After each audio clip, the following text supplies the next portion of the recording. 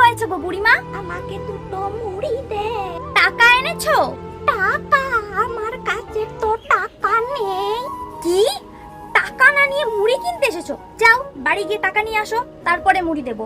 আমি 4 দিন ধরে কিচ্ছু খাইনি, খুব খিদে পেয়েছে। দে মা, অল্প কয়টা মুড়ি দে খাই।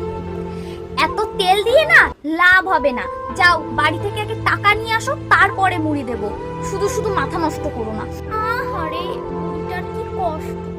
আমি বুঝতে পেরেছি ভগবান, তুমি আমাকে এটা কিসের সংকেত দিলে। একমাত্র আমিই পারবো এই বুড়িটার কষ্ট দূর করতে। যাই, বুড়িটাকে তাজা গিলে খাই, তাহলে আমার পেটটাও ভরবে আর বুড়ির কষ্টটা সারা জীবনের মতন কে ওখানে? কে কে ওখানে? আমি গো বুড়িমা। আমি কে?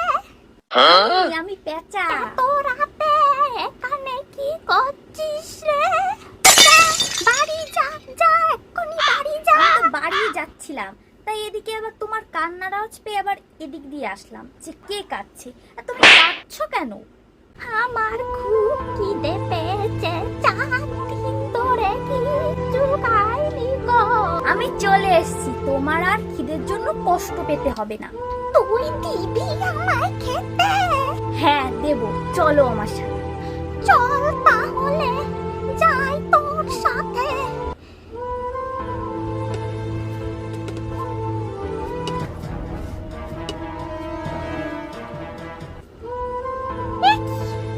একি, তুই আমাকে কোথায় নিয়ে এলি রে বাবা?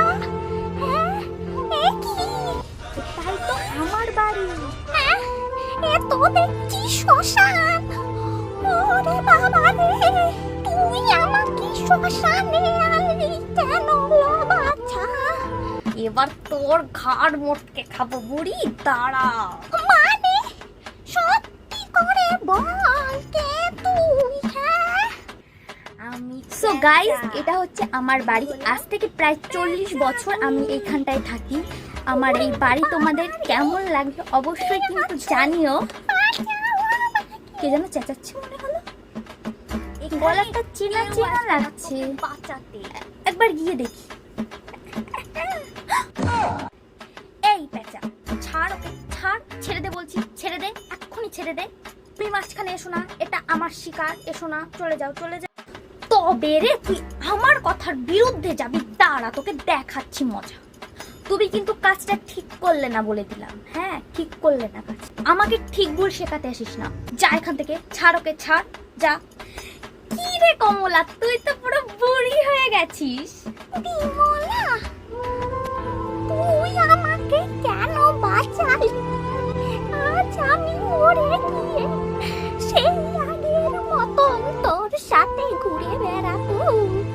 চুপ কর, আমি থাকতে তোকে কিচ্ছু হতে দেব না। সেই আগের মতন তুই এখনো আমার বান্ধবী। বিমলা, হ্যাঁ রে কমলা,